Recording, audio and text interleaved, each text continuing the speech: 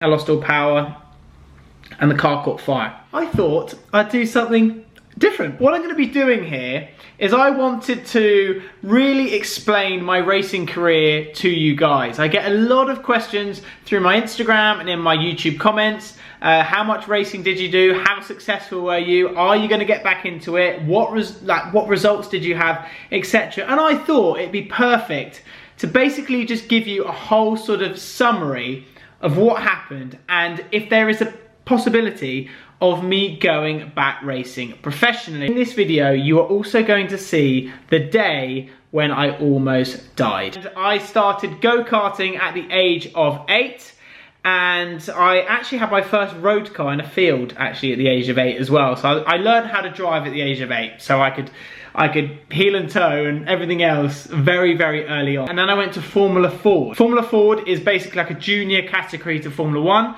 A lot of the F1 drivers did it. On my debut in Formula Ford, I won the race, which was an amazing start to it all. I managed to get a sponsor and I went to Formula Renault. So 6 and Wings, what you're about to see on the screen here. It was a massive learning curve for me, a really big learning curve for me. I had a break from Formula Renault and I went to Porsche Carrera Cup, the championship which goes around with the British touring cars, like a stripped out Porsche, and that was amazing, and I had podiums in that as well. And unfortunately halfway through the year sponsorship dried up and I had to stop halfway through the year, which was gutting. I went back to Formula Renault the year after because I got an amazing opportunity to be with a front team in Formula Renault, and I felt that I didn't have unfinished business in this category, so I went back and I was a front runner straight away. I was topping all the timing in testing, just getting podiums all year. It was podium, podium, podium, podium, no win. I need a win.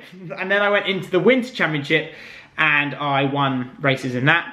And I came second in the championship that year. Last race I went into the final race and I got wiped out. I got wiped out by a gentleman called Daniel Kvyat, who races in Formula 1, or did race in Formula 1. That year, I also raced in the Spa 24 Hours in a BMW Z4. We were running second in class, and it got to the last 2 hours, and you think you're going to be there, you're going to make it, and it was a grueling race. Any 24-hour race really is very difficult. 3 drivers, my first 24-hour race, and my teammate put it in the wall. And that is a part of endurance racing, which is brutally tough. And then I went to America. I raced in the American Le Mans series in an LMPC car for Muscle Milk. And that was such an amazing experience, and I learned so much out there. The American Le Mans series is their top sports car category, and we were running at the front, and we finished 4th overall in the Laguna Seca race, which is amazing. Then I went to GT Open, which is International GT Championship in a Porsche. I was racing with a guy called Marco Mappelli. He was my teammate, and he is the man who's just got the lap record in the Lamborghini Aventador SVJ and also got the Performante lap record. And we were sort of neck and neck on times, and we got wins. We got 4 or 5 wins, pole positions. Archie Hamilton looking to try and pick his way up through the order, and this has been a big step up this weekend for Archie, and he's really risen to the challenge very well. He sides, or attempts to side past the Ferrari, gets a little bit squeezed there by Jesus Diaz Villarreal, and eventually he goes around him. Lost a little bit of time that lap, but it's no concern to Archie. And I finished 3rd in the championship that year. And as I said yesterday, I had my money on the 2 of them for yesterday's race. I think today they've just showed what a strong driver pairing they are. Really have done another very strong driver pairing. Marco Mappelli and Archie Hamilton, they are well set to take an emphatic victory. It's got Hamilton there or thereabouts. This has been a really fine drive from Archie Hamilton. First place trophy in the GTS class for Marco Mappelli and Archie Hamilton. The year after that, I stepped up a category. So the year before I was in GT3, and then I went to GT2 in a Porsche RSR, and we were just getting quicker throughout the year, and then a lot sort of went wrong as it was all going right. So I went into the race at Jerez in Spain, where a lot of Formula 1 testing happens, and I was leading the race. Archie Hamilton on his 24th lap of the race. He's about to come up onto the tail of Freddie Kramer to put a lap onto the German driver. It was going well. And then I noticed on my dash that there were alarms which were coming up in front of me, and there was a problem. So I was talking to the engineer on the radio, and I was just trying, I've got a problem, what do I do, what do I do? Anyway, we kept going, and there was a safety car and there was a restart. 17 minutes for Archie Hamilton to try and withstand the challenge of the Armada behind. He pulls the pin, accelerates into the final hairpin, and over the line they go now, and Hamilton has just got enough on Pastorelli. Pastorelli got the run, but he couldn't make the move. I lost all power and the car caught fire. So basically I was going down the back straight and I lost all radio communication with the team because it must have just the fire must have started to sort of destroy that. The problem have we for Archie Hamilton? We do. Oh, disaster. There was no marshals around. There was no anyone around. I was on my own. And it was really, really worrying. And I could see the fire coming in the cockpit. Eventually I was looking around to see if there was a marshal post for someone to put this out. And I stopped the car because I had to. Obviously, I just had to get out at that point. And the flames just came and engulfed me, just covered me. Porsche becomes engulfed in smoke and flames, and that is very, very nasty. The race has been stopped with very, very good reason. I was covered in flames and the fire came in. And when I mean I nearly died, I was probably 10 seconds away, maximum. Because the flames came up and it came in. Oh, it was literally all I could remember was I was just losing. So I could not breathe. I couldn't breathe and I was losing consciousness, and I kept sort of trying to undo my belts, but I just didn't have enough energy. And then I was like, come on, come on. So I remember just focusing, and I was just fading out, fading out, fading out. And I was like, I'm gonna give it one last go. If I give it one last go, I've given it all I can get. And I literally just pushed, and then the buckle came off and I literally rolled out, and then that was that. And I was I just basically collapsed on the side, and this car was just engulfed in flames, and it was mental. Very, very unpleasant indeed, and just very fortunate that Hamilton was able to get clear. Racing the Le Mans 24 Hours, my debut in 2013, which was amazing. 60 years after my grandfather Duncan Hamilton won. This is the car I raced there. G-Drive LMP2 car, which was very, very cool. I loved it. It's a very fast track. It's very fast flowing. And unfortunately, we retired in the middle of the night. My teammate crashed at roughly 3 in the morning and it was game over. My physio came up to me. The guy who sort of looks after you for the week is very physically demanding. And he said, unfortunately, mate, you're gonna have to go back to sleep. The car is being retired. And then I moved into a Corvette in 2014.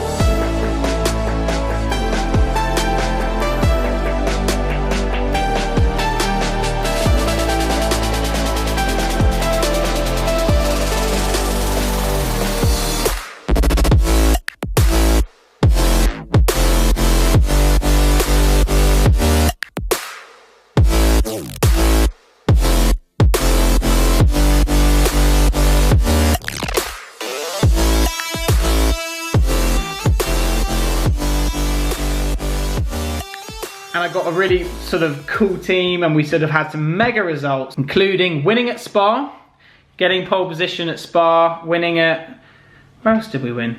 I think one at Monza, pole position. I got pole position at Monza as well in the international GT category. My pole position lap was one I will never forget as well. And what I'm going to do now is I'm going to quickly play the pole lap and talk you through how this all unfolded. So here we go over the main straight at Spa, going up to 5th gear, focusing on turn 1, braking, and then it's 4th, 3rd, down to 2nd, and trying to focus on the best exit possible.